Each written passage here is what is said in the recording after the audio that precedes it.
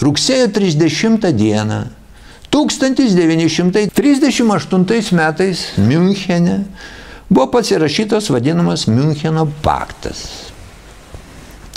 Ta paktą pasirašė Anglijos premjeras Chamberlainas, Prancūzijos premjeras Daladier, Vokietijos kancleris Hitleris ir Italijos premjeras Mussolinis. Šito Miuncheno paktu Čekoslovakija neteko dalies savo valstybės teritorijos vadinamo Sudetų krašto. Beje, tuometinis Čekoslovakijos prezidentas Benešas net nebuvo įleistas į posėdžių salę, kur jie posėdžiavo ir tą sutartį rengė, laukė už durų ir buvo tik informuotas, kas yra nuspręsta. Tiesa, anglai su prancūzais garantavo, kad atidavę vokiečiams Sudetus, čekai daugiau nieko nepraras, anglai su prancūzais garantuoja toliau Čekoslovakijos likusios sienų tvarumą, taip pasakykime. Čia dabar reikėtų suprasti, iš kur atsirado iš viso tas Sudetų klausimas. Pati Čekoslovakija atsirado po Pirmo pasaulinio karo, tik tai 19 metais Versalio sutartyje šitie visi dalykai buvo apibrėžti, sienos, valstybės naujai atsiradusios, nes tai yra Pirmo pasaulinio karo išdava, vokiečiai pralaimi, Versalio sutartis, kaip minėjau, o prieš tai Čekoslovakija visa buvo Austro-Vengrijos imperijos sudėty. Štai pažiūrėkit, kaip atrodė Austro-Vengrija ir koks margas jos tautinis mišinys. Taigi štai, kai Austro-Vengrijos nebeliko, buvo suformuotos įvairios valstybės, tame tarp ir Čekoslovakija, ir į Čekoslovakijos dalį buvo įdėta tas Sudetų kraštas, kur gyveno jau tais 19 metais daugumai vokiečiai. Tas sienas nubraižė tie patys anglai. Tada jie buvo irgi tie braižytojai sienų. Taigi štai, iš čia yra tas Hitlerio iš viso motyvas atsiimt tuos Sudetus. Bet kaip minėjau, buvo garantuota, kad toliau neis, garantavo anglai su prancūzais, bet žiūrėkit, kaip įvykiai vystėsi toliau. Jau 39 metais kovą paimama visa Čekoslovakija vokiečių, beje ir Klaipėdą tada paėmė vokiečiai. Ir kiti negeresni buvo kaimynai. Vengrai paėmė dalį Slovakijos, o Lenkai dar rugsėjo 21 dieną pateikė Čekoslovakams notą, kad jie nori atsiimti irgi iš Čekoslovakų Tešino sritį. Ir paskui ją pasiėmė. Ir vokiečiai neprieštaravo šitą. Čia buvo dar vienas įdomus dalykas, kuris galėjo visiškai kitaip pakreipti Europos istoriją. Tarp Čekoslovakijos ir Tarybų Sąjungos buvo savitarpio pagalbos sutartis. Ir kai prasidėjo spaudimas čekams atiduotą Sudetų kraštą, jie iš karto kreipėsi į Maskvą, ar Maskva laikysi sutarties ir ar padės. Maskva sako, taip, laikomės ir sutinkam padėti. Bet kad jie galėtų padėti fiziškai, tai jie turi pereiti per Lenkijos teritoriją į Čekijos valstybę. Kitaip nėra, sienos net nebuvo. Tik per Lenkai kategoriškai atsisako praleisti Tarybų Sąjungos kariuomenę. Taip, čekai lieka vieni ir matydami, kad nėra jokių šansų, jie net nekariauja ir sutinka su viskuo, atiduoda Sudetus, o kaip minėjau paskui štai ir visą kitą jie praranda.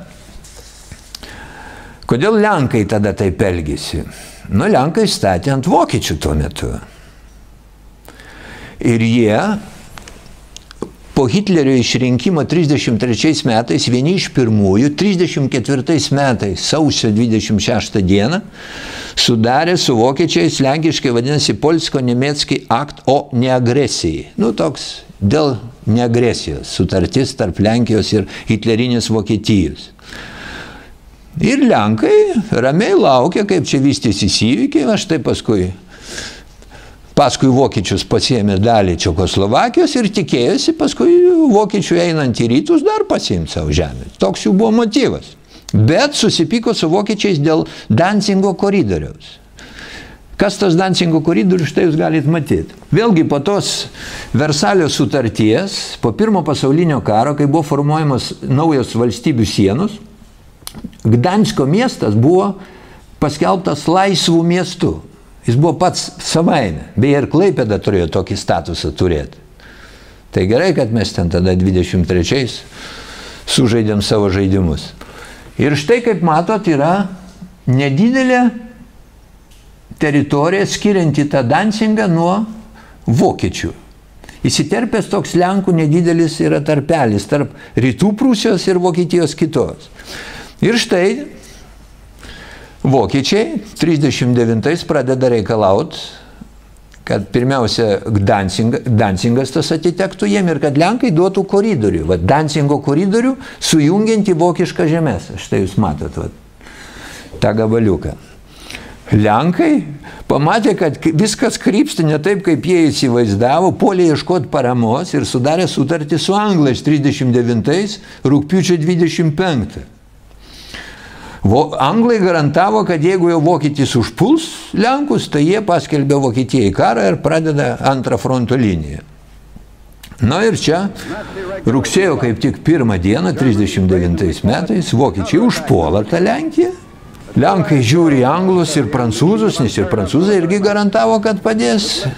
Na, tie ir paskelbė. Rugsėjo berods 3 dieną ir paskelbė vokiečiams karą. Anglai su prancūzai. Bet nieko nedaro, tik paskelbė ir viskas.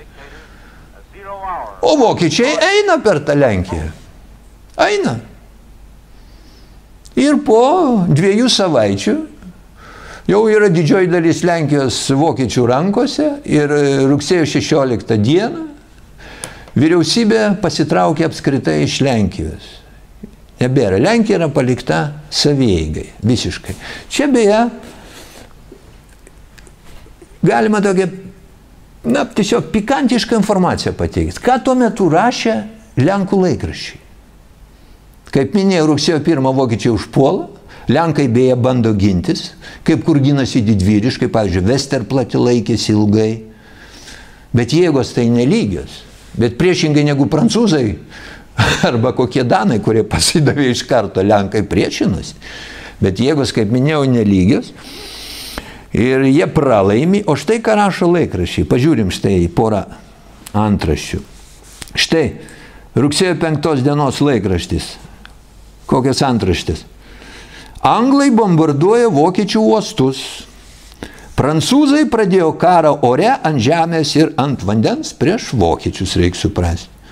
O jie nieko nedaro realiai. Jie tik paskelbė, bet tuo metu nieks nevyko. Čia apie spaudą. Nors tuo metu gal suprantama, reikėjo palaikyti entuziazmą dar besiginančių Lenkų. Štai rugsėjo 6 dienos laikraštis.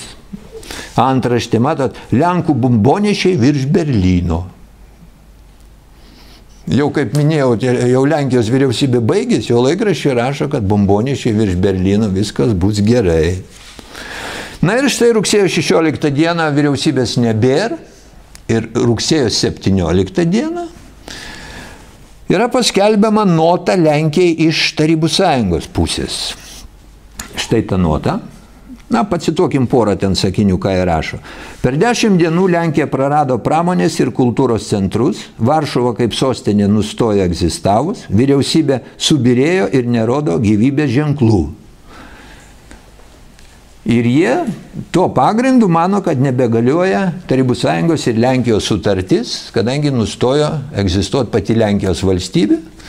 Ir jie įveda rugsėjo 17 dieną kariuomenę į rytinės Lenkijos žemės. Vakarų Ukraina dabartinė, vakarų Baltarusija ir Vilniaus kraštas dabartinis. Tokia Lenkijos padėtis, kuri susiklostė rugsėjo vidury, buvo aptarta jau garsiajame Ribbentropo-Molotovo pakte, kuris buvo pasirašytas 39 rugpjūčio 23 dieną ir apie kurį mes girdim, ar ne?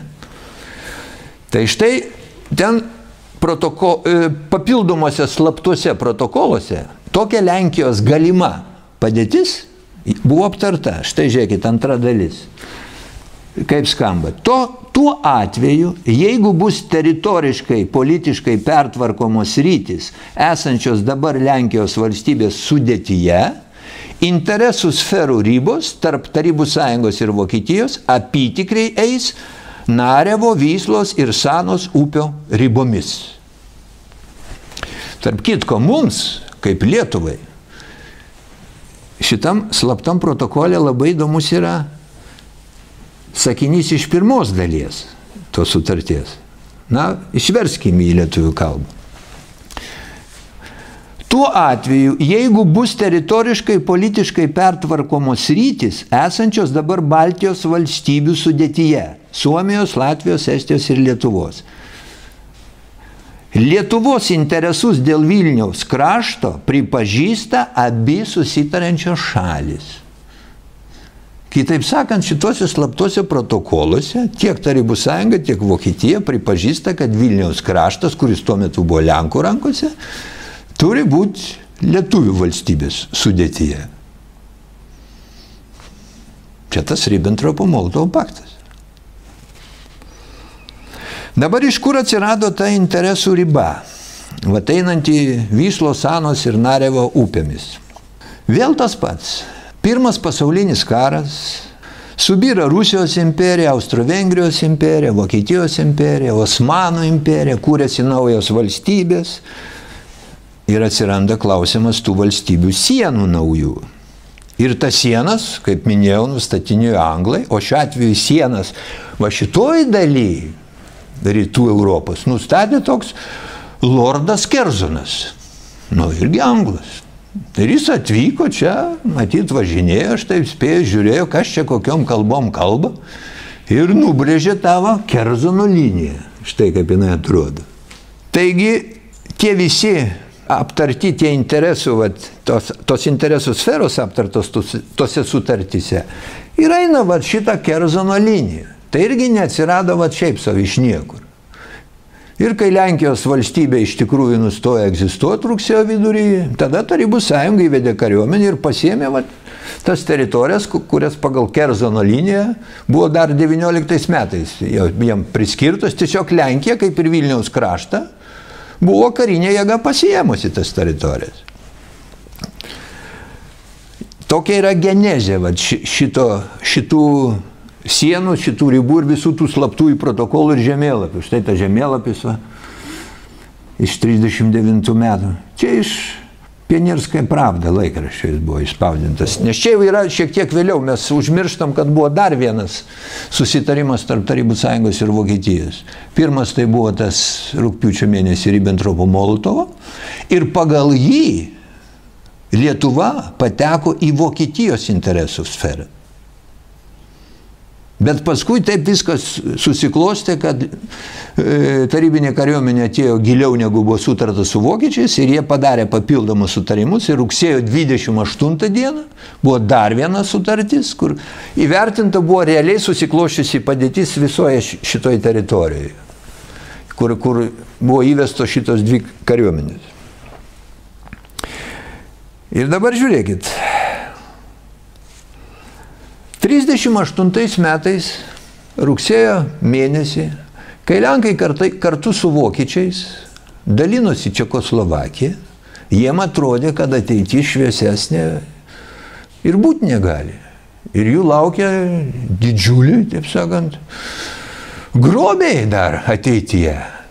O po metų, metai nepraėjo ir jau 39 rugsėjo pabaigoje Lenkijos valstybės nebebuvo žemėlapyje. O kodėl taip atsitiko?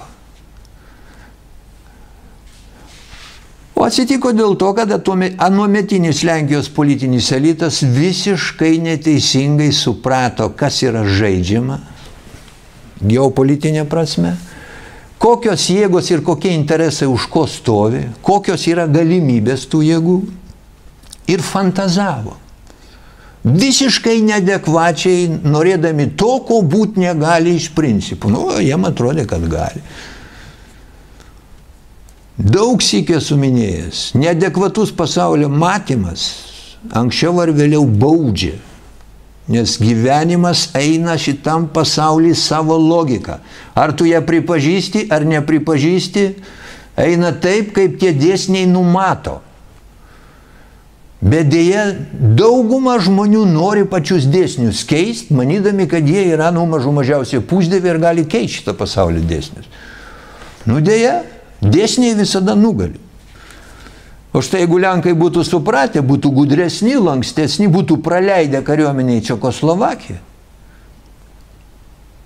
tai ir jų valstybė būtų išlikus. Ir galbūt net istorija Europos būtų visiškai kitokia. Nes tarp kitko, Čekoslovakija turėjo tuo metu kariuomenę palyginamą su vokiečiais. Nes pas juos buvo pramonė, Škoda. Ir kaip tik tose Sudetų tam krašte buvo labai stipri pramonė to meto sąlygomis. Ir jie turėjo realias galimybės gintis. O dar su parama viskas galėjo būti visai kitaip. Bet fantazijos nuvedė ten, kur nuvedė, ne tik Lenkus, bet visą Europą. Ir vieni prarado valstybės tam laikotarpį, o paskui ir 10 milijonų žuvusių. Bet, čia apie Lenkiją šnekant toliau, jeigu prieš antrą pasaulinį arba jo jau pasekoj, tarp kitko, yra laikoma, kad antras pasaulinis prasidėjo štai rugsėjo 1 dieną, 39 metais, vokiečiai užpuola Lenkiją. Ir man visą gyvenimą klausimas. O kodėl neturėtų prasidėti jisai 38 rugsėjo 30, kada buvo pasidalinta Čekoslovakija? Tai ko Čekoslovakija yra blogesnė už Lenkiją? Čekoslovakija išnyko, bet pasaulinių karų tai nelaikoma. Kažkodėl laikoma ta rugsėjo 1 diena, bet aš čia dabar atsakymą neieškosiu. Bet Lenkija, kaip minėjau, išnyksta kaip valstybė, bet po antro pasaulinio karo jinai vėl atsiduria pasaulio žemėlapyje ir jau su gerokai priaugusiomis teritorijomis. Pažiūrėkit, jie net pašto ženklą kokį yra išleidę. Skirtą, kaip jie vadina, atgautoms žemėms. 40 metų atgautoms žemėms. Tarp kitko, ten irgi reikia žinot, kad iš tų žemių buvo išvaryta milijonai vokiečių. Ten buvo labai daug aukų iš vokiečių pusės. Vokiečiai šito neužmiršo. Yra vadinamų išvarytų žmonių draugija Vokietijai. Jinai pastoviai puoselėjęs planus grįžti ten, iš kur jie buvo išvaryti, jau tiskiau jų vaikai ir anūkai. Kaip savo, problemas tai niekur nedingo. Lenkai švenčia savo atgautų žemių šventę, bet tą žemės tai jie atgavo ne savo dėka. Ir ne tų dėka, ant kurių statė, aš turiu menį Hitlerinę Vokietiją. Ta žemės jie ne tų, ant kurių statė, atgavo dėka. O šiandien Lenkai stato ant Jungtinių valstijų. Žiūrėkit, kaip įdomiai viskas atrodo. Tada jie statė ant vokiečių, paskui statė ant anglų ir prancūzų, viską pralaimėjo. Šiandien stato ant Jungtinių valstijų, kurios labai toli, bet tiki, kad rusai puola Ameriką padės. O su Europos Sąjunga, kurios sudėtyje yra, konfliktuoja. Ir kuo toliau, tuo labiau. Na, štai kaip tokie požymiai. Lenkija pašalinta iš Europos teismų tarybos tinklo. Ir čia nesvarbu, kas teisus šiuo atveju. Svarbu, kad vystosi konfliktas. Mes dabar nesvarstom, ar Lenkai teisūs dėl tų teismų, kur ten daro. Aš tai manau, kad jie teisūs. Bet šiuo atveju net tame reikalas. Konfliktas tai vystosi. O žiūrėkit, Europos komisija kreipėsi dėl Lenkijos į Europos teisingumo teismą, vėl dėl tos pačios teismų ten reformos. Nesutarė jie su Europos Sąjunga dėl migrantų ir dėl daugelio kitų dalykų. Bet kaip minėjau, čia su kaimynais artimais jie dabar visko toliau to labiau konfliktuoja, o stato dabar ant toli esančių Jungtinių valstijų. Na ir Duda, Lenkijos prezidentas, ta intencija, kad pastiprinti ryšius su Jungtinėmis valstijomis, lankėsi rugsėjo mėnesį pas prezidentą Trumpą, ten pasirašė sutartį Kiek tokių sutarčių Lenkai yra pasirašę ir visi kiti. Ir jos galėjo tol, kol kažkam nekyla noras jų nebesilaikyti. Bet žiūrėkit, čia yra nuotrauka iš Trumpo internetinio puslapio. Čia jis įdėjo. Lenkija ir Jungtinės valstijos pasirašo bendradarbiavimo sutartį. Lenkijos prezidentui, kaip matot, net kėdės neatsirado. Nu, bet kai sako, rusai puola Ameriką padės, tai dėl to galima ir pastovėti. Tai čia suprantama. Bet žiūrėkit, kaip į tai sureagavo pirmas dabartinis Lenkijos prezidentas Valensa. Jis įdėjo tokią nuotrauką. Štai. Jis sako, mano laikais tai buvo taip. Jis taip juokauja. Na, bet Lenkai kūrė naujas divizijas karinės. Lenkai sutinka už savo pinigus pastatyti bazę Amerikos kariuomenėje už milijardinės sumas, kad tik amerikonai būtų Lenkijoje. Ir žinot, matant visą tai, kas darosi, į tą tokį Lenkų norą turėti tas Amerikos bazės pas save teritorijoje, mane kartais aplanko tokia mintis. Aš drįsiu ją išsakyti. Aš labai abejoju, kad Lenkai tiki tuo, ką šneka, kad rusai jos nori pulti. Aš manau, kad jie supranta, kad kam ta Lenkija rusam reikalinga. Bet žiūrėkit, va tos atgautos žemės,